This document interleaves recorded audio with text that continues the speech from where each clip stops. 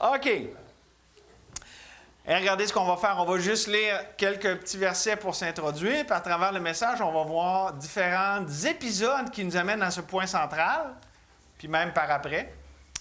Et donc là, c'est beau, là, je peux y aller en toute confiance. Good. Merci, Nathanaël. Je suis content que tu sois là et que tu t'occupes du son et de l'image.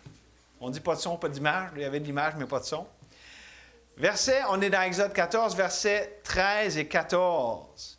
Moïse répondit au peuple, « Ne craignez rien, restez en place et regardez la délivrance que l'Éternel va vous accorder en ce jour, car les Égyptiens que vous voyez aujourd'hui, vous ne les verrez plus jamais. L'Éternel combattra pour vous et vous gardez le silence. » Wow, Seigneur, juste dans ces versets-là, il y aurait tellement de choses qu'on pourrait considérer ensemble. On va faire au-delà de ça, mais merci que tu es le Dieu des délivrances et que tu es le même hier, aujourd'hui et éternellement. Tu es l'Éternel, tu ne changes pas. Seigneur, tu peux encore ouvrir les mers rouges qui sont devant nous. Tu es encore ce Dieu qui nous rencontre là où c'est impossible de trouver une issue.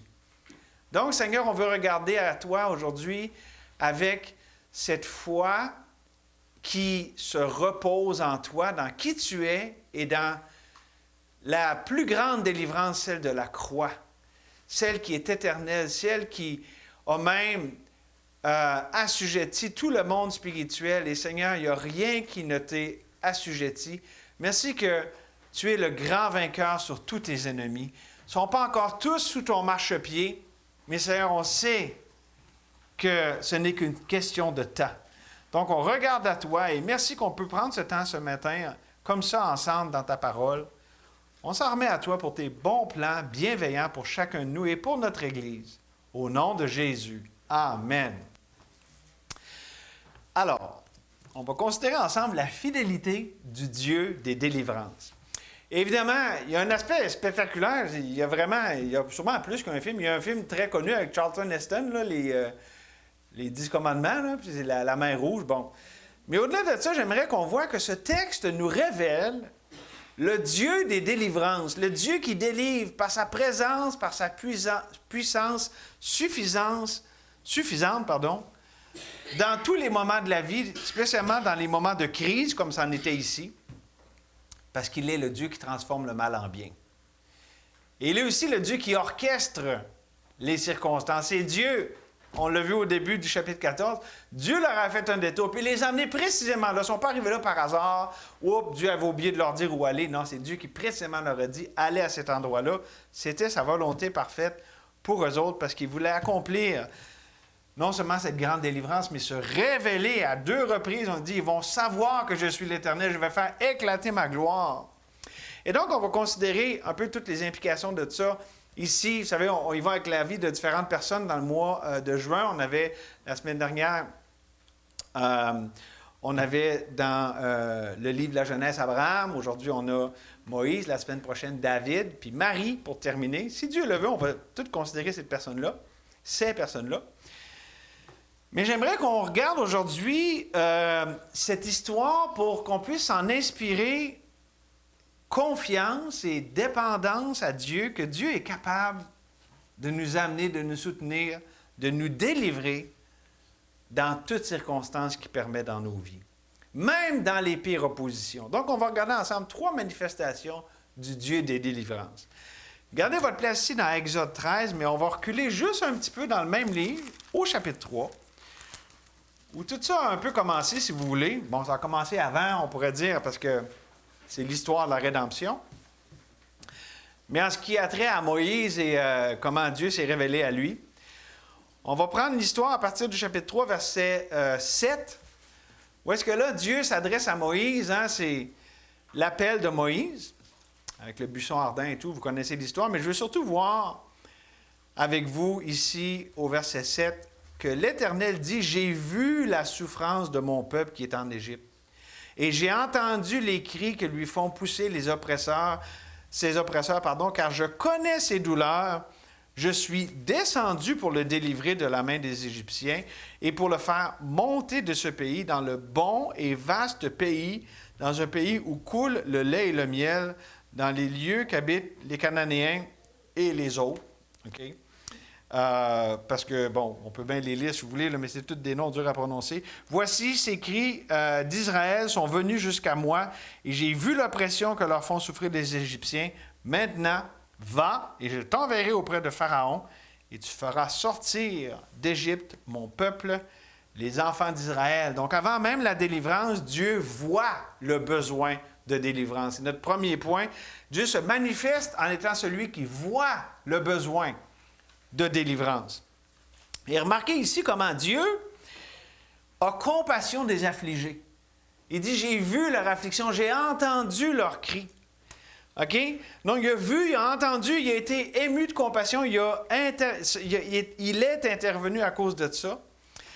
Et Dieu, dans sa fidélité, montre d'abord qu'il est présent dans notre misère, face à notre misère, mais aussi dans notre misère. Et aussi, il est fidèle à intervenir, non seulement à être ému de compassion et touché par nos besoins, mais ça dit aussi, je suis descendu pour délivrer, on a vu ça dans le passage, et pour les faire remonter. Hey, avez-vous vu la croix dans ce qu'on a vu là? OK, je vous l'explique. Écoutez bien. Il a été ému de compassion, car Dieu a tant aimé le monde qu'il a donné son Fils unique. OK? Donc, sa compassion qu'il y a eu comme ça pour les Égyptiens, évidemment, on voit la culmination dans la venue de Jésus, mais aussi, ça dit qu'il est descendu. C'est l'incarnation. Dieu est venu à nous dans la personne de Jésus, puis pour le faire remonter, il est ressuscité, il a vaincu la mort, il nous a fait remonter des ténèbres. C'est une image de la croix. N'est-ce pas que c'est merveilleux? L'Ancien Testament, c'est des ombres qui sont tous accomplis en Jésus. Il est descendu pour faire remonter. C'est quand même spécial. Et évidemment, on fait partie de ça en tant qu'enfant de Dieu lorsque on a reçu Jésus comme notre sauveur personnel. Et pour nous, on a le meilleur de tout ça, comme notre frère nous l'a fait souligner dans Hébreux. On a les choses meilleures qui sont là pour nous. On a les plus grandes et les plus précieuses promesses qui sont accomplies en Jésus, le Fils de Dieu qui est venu à nous. Et Dieu, dans son amour, nous en fait bénéficier à 100%, pleinement, dès maintenant. Et c'est vrai, ça, au moment, quand on a été sauvés, si vous êtes ici, vous avez reçu Jésus comme votre sauveur personnel, vous avez été délivrés de la pénalité du péché. Il n'y a plus de condamnation pour ceux qui sont en Jésus-Christ. Dieu ne tient plus rigueur d'aucun de vos péchés, passé, présent et à venir. C'est lavé dans le sang de Jésus. Mais même encore plus, parce que dans cette vie, quand on est un enfant de Dieu, Dieu nous délivre de la puissance du péché qui nous enveloppe si facilement. Donc, c'est merveilleux. C'est une délivrance complète. La Bible nous dit, le péché n'aura point de puissance sur vous puisque vous êtes non sous la loi, mais sous la grâce. Dieu dit ça à ses enfants dans Romains 6, 14, par rapport à la puissance du péché. Donc, c'est une délivrance complète. Et vous rappelez-vous que je vous ai dit la semaine dernière qu'on va considérer des lettres. Ça fait tout le temps drôle quand je dis ça parce que je pense tout le temps à des lettres. Là, je n'ai pas dit ça à personne. Là. J'ai essayé de ne pas regarder personne en le disant. Mais let, L-E-T, let this light, let this. En anglais, on dit, mais en français, souvent, c'est que. Fait que ça se traduit mal, mais c'est vraiment intéressant parce que la vie chrétienne, c'est pas par rapport à get, mais à let. C'est pas qu'on essaye d'avoir des affaires, on a déjà tout pleinement en Jésus, donc maintenant, laissez ces choses s'accomplir et laissez-les avoir leur cours, OK? C'est dur à traduire, mais je pense que vous avez l'idée. Fait que là, on considère ensemble quelques lettres, quelques que, dans la parole de Dieu. Fait que là, avec ce qu'on a vu, Dieu, la délivrance, OK, qui voit le besoin de délivrance. Qu'est-ce que ça dit dans Philippiens 2,5? Quelqu'un le connaît par cœur, celle-là? Hey, c'est facile. Ayez en vous les sentiments qui étaient en Jésus-Christ. Let. Puis là, en anglais, ça dit let this mind. En français, ça dit les sentiments. Ayez en vous les sentiments. Hein, nous, les Québécois, les Français, on est des sentimentalistes, puis on a des émotions, puis les Anglais, eux autres, sont cérébraux. En fait, peut-être que c'est un reflet un peu culturel, mais c'est parce que le mot original qui est traduit, le mot phronéo, c'est un mot qui englobe un peu tout ça. Parce qu'en français, quand on parle de sentiment, c'est pas juste au niveau émotionnel, ça peut être une disposition. C'est ça l'idée, je pense, que Louis II a voulu communiquer. Puis en anglais, avec l'idée de this mind, ça fait aussi partie du package deal. Mais on pourrait dire, c'est vraiment, ayez en vous cette attitude, cette mentalité, cette disposition qui était en Jésus-Christ. Donc, c'est quelque chose de global. C'est une expression riche qui fait pas juste référence à penser à quelque chose ou à avoir des émotions par rapport à quelque chose, mais c'est plutôt une disposition, comme je disais, globale, mais volontaire, qui vient lorsque non seulement on comprend des choses par rapport à Dieu, mais lorsqu'on les croit. Donc, ayez en vous la même disposition que Jésus avait. Jésus était le Fils de Dieu. Et qu'est-ce qu'il avait? Jésus a laissé toute cette gloire d'être le Dieu éternel, puis il n'a pas regardé ces choses comme une proie arrachée, mais il est devenu un homme, et il est même devenu un esclave, il est allé même jusqu'à la mort de la croix.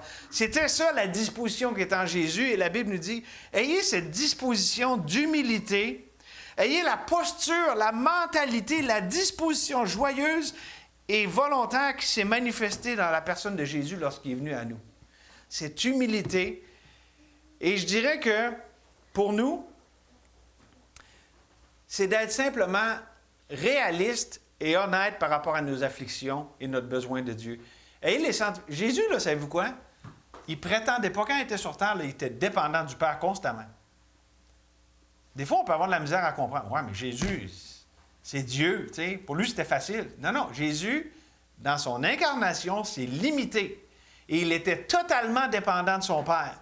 Et donc, sa disposition, c'est Dieu, je vais dépendre de toi en toutes choses, même jusqu'à la croix. C'est pour ça que dans le jardin, il a prié, si cette coupe peut s'éloigner, mais non pas ce que je veux, mais ce que tu veux. Ça, c'est vraiment une expression très forte de tout ce que je vous explique là, cette attitude, cette mentalité. Jésus était réaliste. OK, c'est incroyable ce que je vais vivre, c'est effroyable.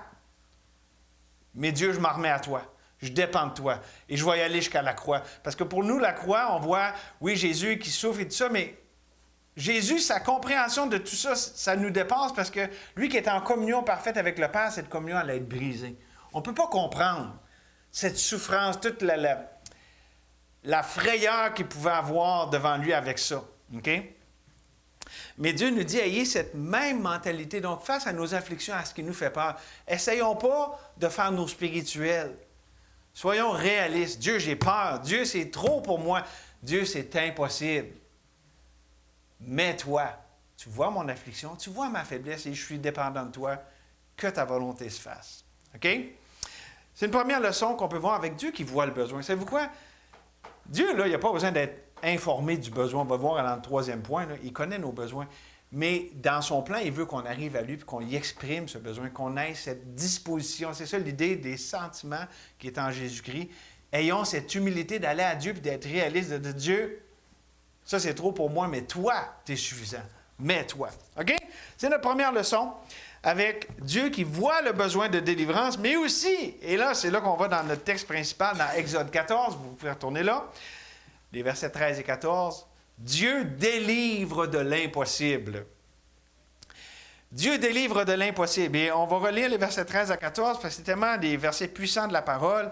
Moïse dit au peuple, ne craignez rien, restez en place et regardez la délivrance. C'est pas délivrer, là, c'est regarder la délivrance. C'est Dieu qui le fait, hein? Regardez la délivrance que l'Éternel va vous accorder en ce jour, car les Égyptiens que vous voyez aujourd'hui, vous ne les verrez plus jamais. L'Éternel combattra pour vous et vous gardez le silence. Je ne sais pas ce qui était le plus dur, de rester là et de ne pas bouger ou juste de garder le silence. Et que ça devait vouloir pas mal ressortir tout ce qu'il y avait en dedans. Oui, mais... On a-tu des oui, mais des fois? Ah, Dieu, je sais que tu veux que je te fasse confiance, puis cette situation-là, c'est toi qui l'as amenée dans ma vie. Oui, mais... Tu sais, garder le silence des fois. Mais ce qui fait qu'on peut garder le silence, c'est quand on croit que Dieu délivre de l'impossible. Voulez-vous qu'on regarde ça ensemble un petit peu? Dieu délivre de l'impossible.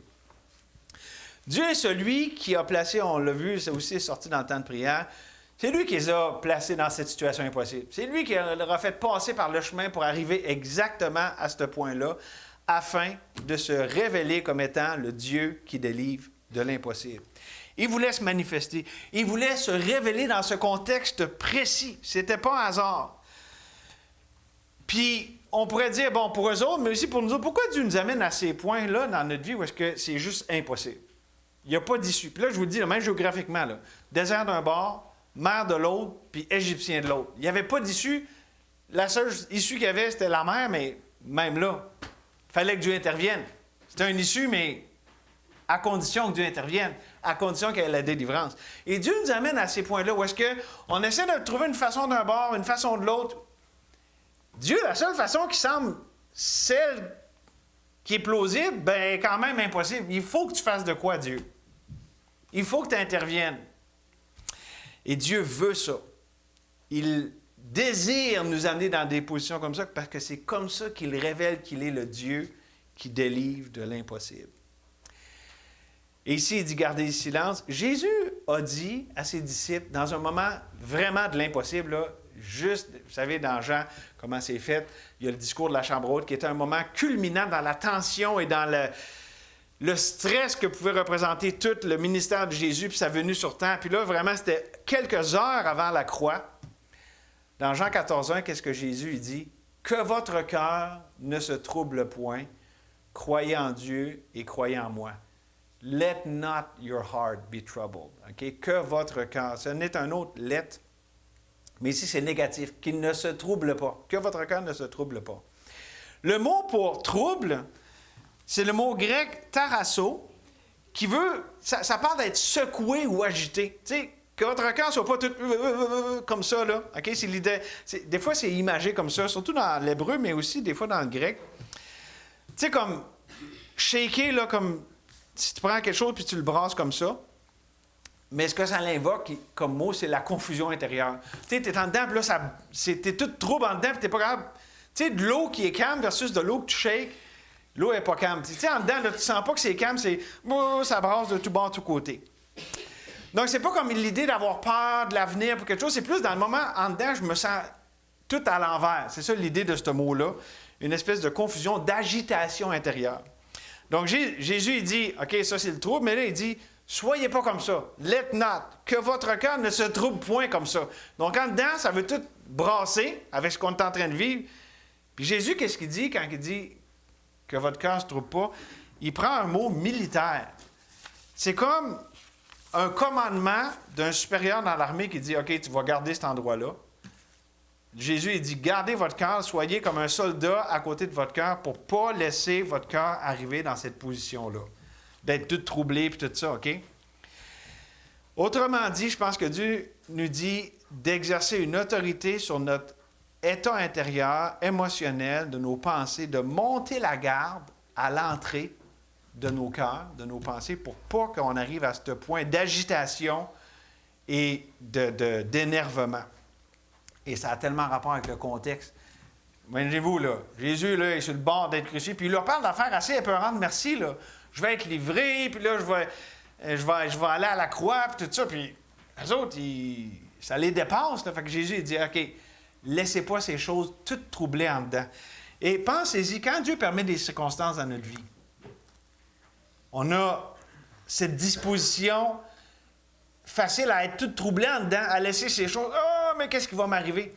Puis ici, c'est pas l'idée que Dieu nous dit, ah, vas-y, essaye très fort. Non, il dit, sois simplement par la foi à la porte de ton cœur pour ne pas laisser ces choses troubler ton cœur. Vous gardez le silence.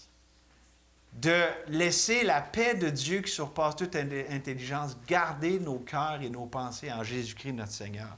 En fait, j'ai deux passages à vous amener là-dessus parce que c'est intéressant que tu aies amené ça parce que je dis tantôt que je voulais l'amener, je vous l'amène dans un instant, mais vous savez, dans 2 Corinthiens 10, 5, ça dit que nous renversons les raisonnements et tout autant que s'élève contre la connaissance de Dieu et nous amenons toute pensée captive à l'obéissance de Christ. On l'a vu, là, Dieu permet des circonstances pour se faire connaître. Okay? Mais là, il y a des choses là, qui se dressent contre le fait qu'on peut découvrir Dieu, le laisser pleinement se révéler à nous. Okay? Il y a des choses qui s'élèvent comme ça. Il y a des raisonnements, des forteresses okay? Qui font obstacle. Dieu veut se révéler, mais là, il y a une guerre pour que je ne puisse pas voir Dieu dans toute sa splendeur. Je vais être voilé avec mes inquiétudes, mes peurs. Okay? Donc là, il y a des choses comme ça, mais qu'est-ce que... Ici, on vient de lire dans 2 Corinthiens, nous amenons toute pensée captive à l'obéissance de Christ. Ça nous aide à comprendre, ça veut dire quoi tenir la garde. C'est pas d'essayer bien fort, c'est de tout amener à la lumière de la croix. L'obéissance de Jésus. Et ça va vraiment faire la différence. Puis là, avant de donner plus d'explications, Philippiens 4:6, ne vous inquiétez de rien, mais en toute chose, faites connaître à Dieu vos besoins. On a des besoins, c'est légitime, puis Dieu veut les entendre. Puis on fait ça par des prières, des supplications. Mais l'action de grâce, c'est de dire, OK, merci Dieu, tu m'as amené à cet endroit impossible parce que tu veux te révéler. Merci Dieu. C'est là qu'on a la paix de Dieu. C'est quand on dit, OK, Dieu, c'est impossible, j'ai peur, je ne sais pas quoi faire. Mais merci, c'est exactement ce que tu veux pour te révéler. C'est ce que toi, tu as choisi. Donc, je te dis merci de façon éclairée et intelligente parce que je sais que c'est toi qui l'as voulu ainsi. Je ne te dis pas merci juste par parure, je te le dis de cœur parce que je sais que c'est ton opportunité. Et c'est tellement un pattern qu'on voit dans la parole de Dieu. Tu sais, le fameux psaume, c'est drôle, c'est à deux psaumes, un après l'autre, 42 et 43. Pourquoi t'as battu mon âme? Pourquoi gémis-tu au-dedans de moi? Tu sais, ça gémit, ça pense, ça fait du bruit au lieu d'être en silence devant l'Éternel. Espère en Dieu, car je le louerai encore. Il est mon salut et mon Dieu. Donc, ces moments-là, c'est des appels de Dieu de dire, OK, j'essaie de vous mettre ensemble toutes ces choses-là pour dire, c'est le moment que Dieu a désigné pour qu'on saisisse par la foi ce que Dieu veut faire, puis surtout veut révéler sur lui. Puis que là, on puisse le connaître d'une façon qu'on ne le connaissait pas encore. C'est le moment où est-ce que Dieu nous dit, OK, là, ça, c'est une tentation qui t'est survenue. Elle est humaine. Puis tu ne vas pas être tenté au-delà de ce que tu es capable, mais prends Jésus. Il est le moyen d'en sortir. Regarde à la croix. Amène cette pensée à la lumière de la croix. Voyez-vous comment j'amène toutes ces pensées-là? L'impossible, c'est ça que Dieu fait. Il nous amène vers l'impossible pour qu'on saisisse Jésus, qu'on saisisse sa présence, qu'on saisisse sa grâce. Je vais essayer de vous amener tout ça un peu avec, on parlait de la mer rouge, le moyen d'en sortir. Jésus, c'est lui la séparation de la mer rouge. Je ne sais pas ce que vous vivez, mais tu sais, pour nous, vous savez, depuis quand même quelques années, notre situation familiale n'est pas évidente. Autant, puis je vous dirais, famille immédiate que même famille plus élargie, il y a toutes sortes de défis, puis je sais que pour beaucoup ici, c'est le cas également. C'est dur des situations familiales parce que même notre soeur partageait, tu sais, des fois, ça vient de même, puis on ne sait pas trop comment ça va aller, puis c'est des gens qu'on aime, puis on se soucie, puis c'est des gens proches, puis... Et c'est troublant, n'est-ce pas? Nos cœurs voudraient se troubler. Et c'est une source, je dirais, légitime d'inquiétude, où est-ce qu'on peut être brassé par en dedans, de toutes sortes de façons. Mais Dieu, moi, quand je regarde, dans mon cas précisément, Dieu veut tout le temps me ramener. Ce qui me ramène, là, parce que j'ai peur, j'ai des inquiétudes, puis OK, mais Dieu me ramène toujours à la croix. Au fait que, OK, attends un peu. Premièrement, pour moi, je suis mort à ces inquiétudes. Je suis vivant à faire confiance. Ça, c'est mon moi réel. Là. OK? Puis même, OK, Dieu aime ma famille. Il aime mes enfants. Il aime ma parenté. Fait que, déjà, ça, c'est réconfortant. C'est pas comme si Dieu est hostile puis il veut rien savoir. En fait, la misère qu'ils vivent, ça fait partie de l'amour de Dieu pour justement les arrêter dans la mort pour leur amener la vie. Ça calme. Ça fait du bien. C'est apaisant. Et c'est ça l'idée de Dieu qui délivre de l'impossible, dans les situations qu'il permet dans nos vies. Comme j'aime le dire souvent, c'est le rendez-vous divin, c'est le rendez-vous de la foi. C'est là qu'on peut expérimenter le Dieu de l'impossible. Et donc, je ne sais pas c'est quoi ta mer rouge, je ne sais pas c'est quoi ta situation impossible, mais l'idée, où est ton espérance, où est ton refuge? C'est ça que Dieu veut. Dieu, il dit, regarde, c'est moi qui t'ai emmené là parce que je veux me révéler. OK, Dieu, je vais te faire confiance. C'est tout ce que Dieu nous demande. C'est ça l'idée de tenir la garde. Dieu, je ne vais pas laisser ces pensées d'inquiétude, de peur, puis tu vas m'envahir. Je vais garder mon cœur plus que toute autre chose, car c'est de lui que viennent les sources de la vie. Dieu, mon espérance est en toi. Oui, je t'ai battu, oui, c'est dur, mais Dieu, je vais espérer en toi. Parce que tu es fidèle. Tu es toujours fidèle et tu ne changes pas. Savez-vous quoi? Notre espérance est avec le dernier point pour aujourd'hui. Dieu là, nous amène là, puis il pourvoit. Ici, il a pourvu la délivrance. Il a ouvert la mer Rouge. Puis même plus loin, puis on va aller là ensemble pour notre troisième point. La troisième manifestation de Dieu ici, c'est dans le chapitre 16 au verset 4. Dieu est fidèle non seulement à voir le besoin, de délivrance, à délivrer de l'impossible, mais aussi, il est fidèle à pourvoir. Chapitre 16, verset 4. Donc là, c'est dans la suite des choses, sont rendus de l'au bord de la mer Rouge. Et l'Éternel dit à Moïse, verset 4, « Voici, je ferai pleuvoir sur vous du pain, du haut des cieux. Le peuple sortira et en ramassera jour après jour la quantité nécessaire afin que je le mette à l'épreuve et que je vois s'ils marcheront ou non selon ma loi. » Eh bien, je ne savais pas que Dieu avait des choses à apprendre, mais Dieu a dit, « je vais essayer de voir. » Évidemment, on sait que Dieu est omniscient. Dieu n'avait pas besoin d'apprendre rien. Okay? L'idée ici, quand il dit « je veux voir », bon, il y avait une mise à l'épreuve qui était là. Okay? Il dit « je vais le mettre à l'épreuve pour que je voie ».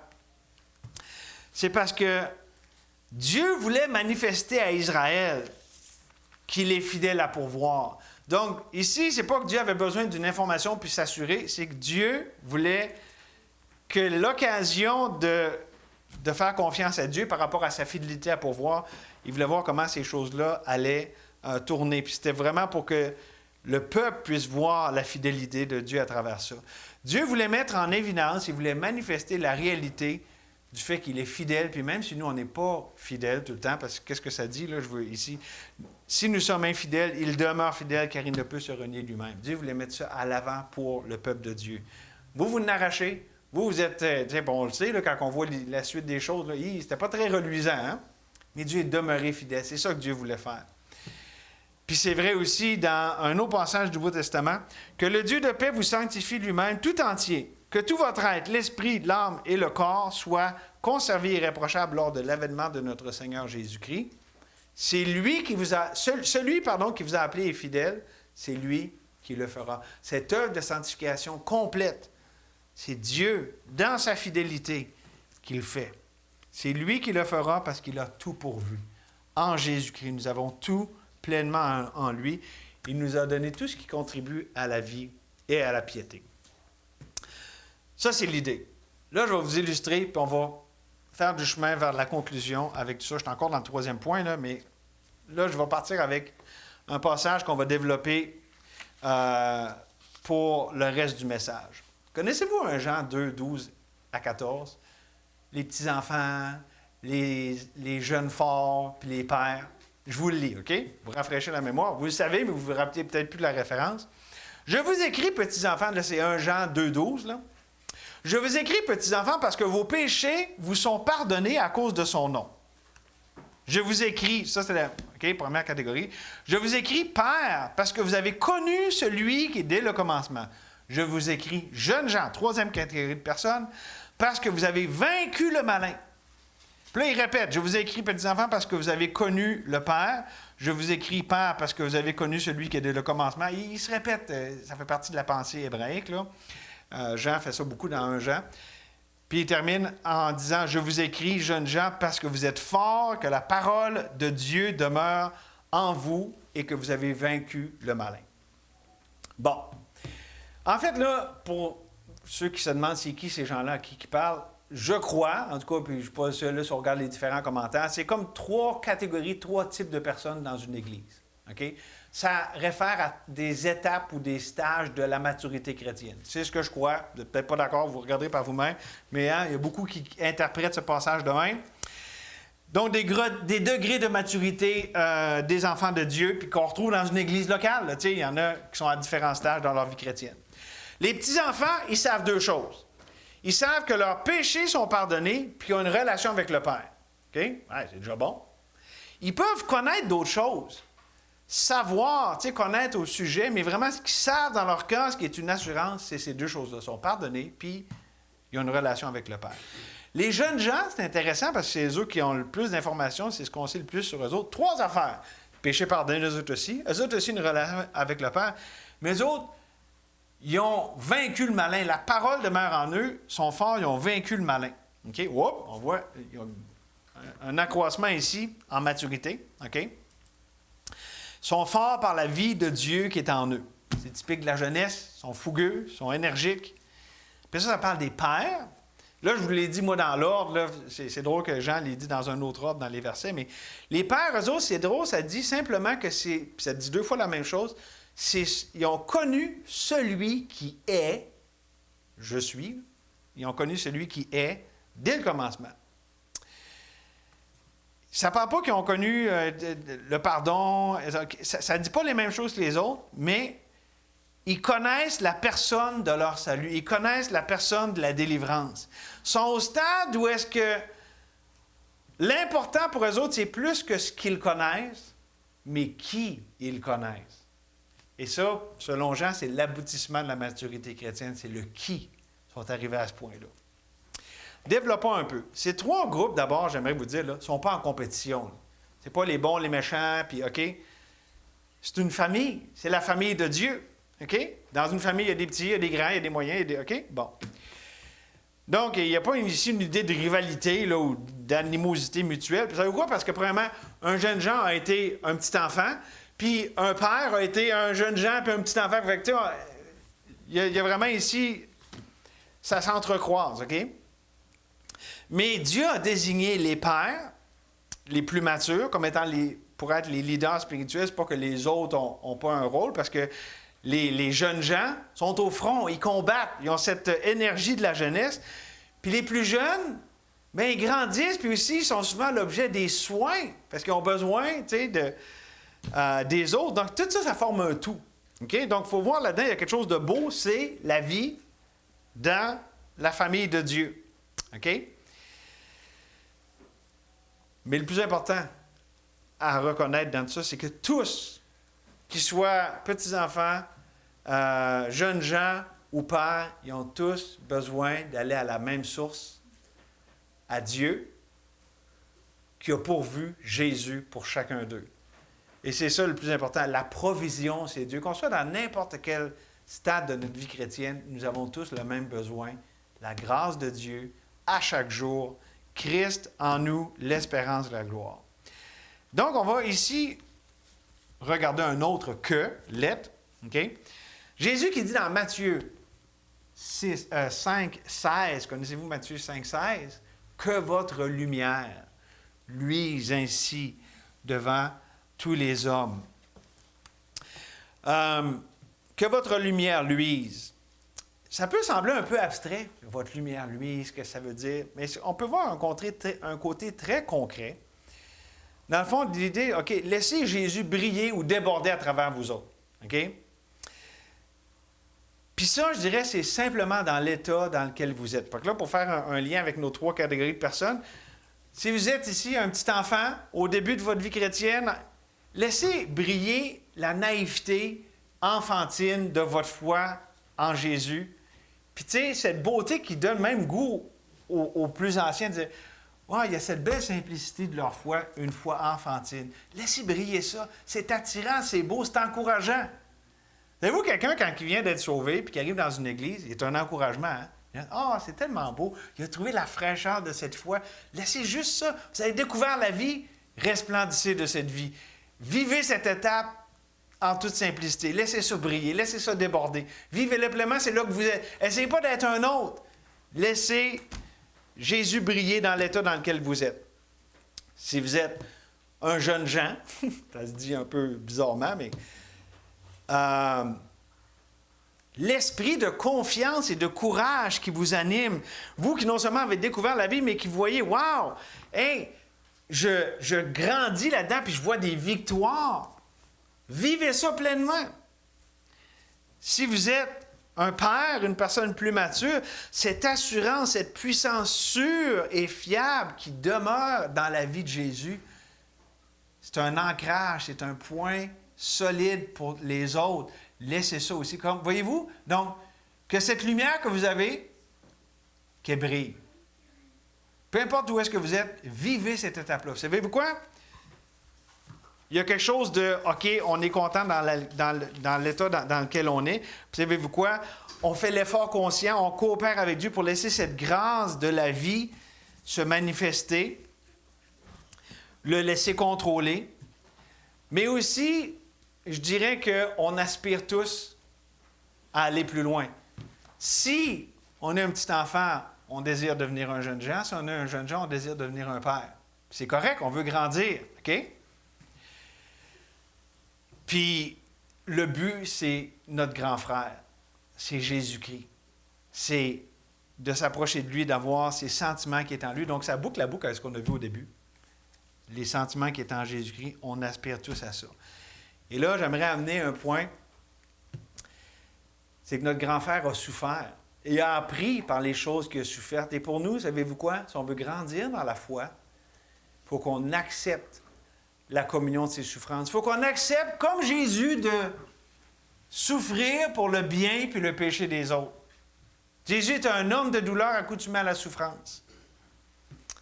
Fait que c'est beau de voir grandir, mais il faut voir qu'il y a un prix. Pas un prix effroyable et plate, puis que c'est donc terrible la vie chrétienne. Non, il y a un trésor. Un trésor dans cette souffrance parce que Dieu est précieux. C'est là qu'on connaît notre Dieu, justement.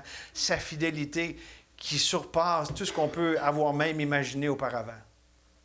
Où est-ce qu'on accepte non seulement la souffrance, mais que la mort qui s'opère dans nos vies est le moyen par lequel Dieu manifeste sa vie. Connaissez-vous 2 Corinthiens 4, 11 et 12?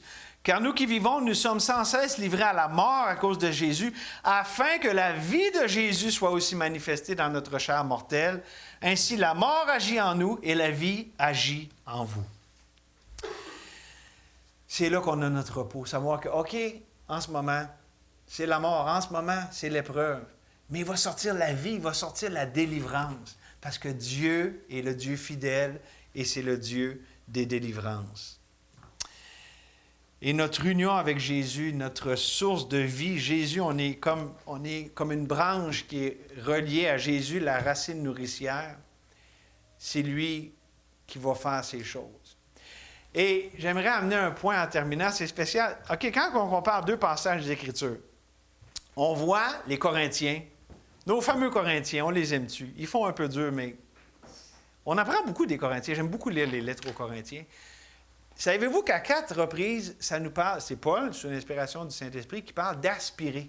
Mais dans le contexte, c'était aspirer à des dons. La manifestation extérieure de la grâce intérieure. C'est ça l'idée du mot charisma. Et les dons spirituels manifestaient quelque chose par rapport à une réalité intérieure. Puis eux autres, ils aspiraient à cette manifestation extérieure. Okay? Puis Paul n'en fait pas un reproche, mais il leur dit un peu, soyez ordonnés là-dedans, aspirez aux dons des meilleurs. Puis la chose la plus importante, c'est l'amour. Okay? Mais il y a un autre passage qui nous parle d'aspiration. Et là, c'est différent, c'est dans Romains 12. Puis quand ça nous parle d'aspirer, là, ça ne parle pas de dons extérieurs, ça parle d'aspirer à ce qui est humble. Ça, c'est une disposition intérieure. C'est quoi qui est la clé pour la manifestation extérieure?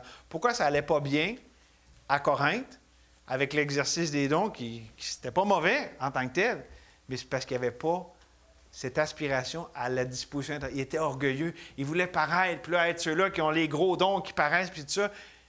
Il n'aspirait pas à ce qui est d'abord la base, à l'humilité, qui va faire en sorte que ces manifestations extérieures vont être comme elles devraient être. Et donc, si on lit Romains 12, bien, regarde, je vous lis d'abord, je vous référais à aspirer là, dans 12, 16. Ayez les mêmes sentiments les uns envers les autres. N'aspirez pas à ce qui est élevé, mais laissez-vous attirer par ce qui est humble. Ne soyez point sages à vos propres yeux. Mais juste avant, au début du chapitre, au verset 3, Paul leur dit aux Romains, « Par la grâce qui m'a été donnée, je dis à chacun de vous de n'avoir pas de lui-même une trop haute opinion, mais de revêtir des sentiments modestes ou humbles, selon la foi que Dieu a départie à chacun. » Tu sais, Dieu est le Dieu des délivrances, mais il ne veut pas que dans notre vie, on recherche wow, le spectaculaire et tout ça. Puis Dieu peut permettre du spectaculaire et tout ça, mais l'aspiration, ça, c'est des manifestations extérieures. Mais l'aspiration profonde qui est la clé de tout ça, c'est l'humilité. De dire, Dieu, je vais accepter ce que tu m'envoies. Tu as peut-être un temps spectaculaire pour moi parce que ça va être « Wow, Dieu, tu te manifestes, tu fais des délivrances extraordinaires. » Ou peut-être que tu as un temps de désert pour moi. Peut-être que tu as un temps où est-ce que tu me demandes juste de garder le silence puis il ne se passe rien dans ma vie. Mais cette disposition, lorsqu'on aspire à cette disposition humble, on accepte les deux. En fait, on accepte que ça ne nous appartient pas, les résultats puis la manifestation que Dieu veut faire. Comment Dieu veut se révéler, ça y appartient. Il peut se manifester dans un petit murmure léger, ou il peut aussi se manifester dans un fracas puis une grande manifestation de sa gloire. Ça appartient à Dieu. Pour nous, on aspire à avoir cette disposition humble devant Dieu et devant les hommes. Et c'est tellement, ça se prête tellement bien une conclusion parce que qu'est-ce que Dieu dit? Il dit, Dieu, il résiste aux orgueilleux, mais fait grâce aux humbles. Donc, si vous voulez la grâce de Dieu, si vous voulez le Dieu de l'impossible, qui est à l'œuvre, qui délivre, qui fait ce que juste lui peut faire, c'est la clé. Dieu fait grâce à ceux qui sont disposés de cette manière-là, qui aspirent à avoir cette disposition-là, l'humilité. Et si vous êtes ici, vous n'êtes pas sauvé, ça commence là. Si tu confesses de ta bouche le Seigneur Jésus, et si tu crois dans ton cœur que Dieu l'a ressuscité des morts, tu seras sauvé. Pour arriver à ce point-là du salut, il faut humblement reconnaître qu'on a besoin, qu'on est perdu, puis qu'on a besoin d'un sauveur. Car c'est en croyant du cœur qu'on parvient à la justice, et c'est en confessant de la bouche qu'on parvient au salut, selon qu'il est écrit, « Quiconque croit en lui ne sera point confus. » Si vous expérimentez la délivrance du salut, vous ne serez plus confus. Vous allez savoir que vous êtes rachetés par le sang précieux de Jésus. J'espère qu'aujourd'hui, vous allez considérer cette délivrance qui a été faite une fois pour toutes pour votre âme, pour votre délivrance. Tout est déjà accompli, il vous reste à l'accepter. Et pour les enfants de Dieu qui sont ici, j'en appelle à tous et chacun à rechercher, pas la délivrance, mais le Dieu de la délivrance. Comme je disais, c'est Dieu qui délivre comme il veut, puis quand il veut. Ça y appartient. Mais quand on a Dieu, on a tout ce dont on a besoin.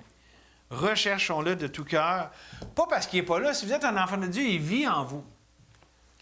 Mais recherchons à le laisser complètement libre de vivre comme il veut, à travers nous, dans nos vies, puis qu'on puisse voir que Dieu rémunère ceux qu'il cherche.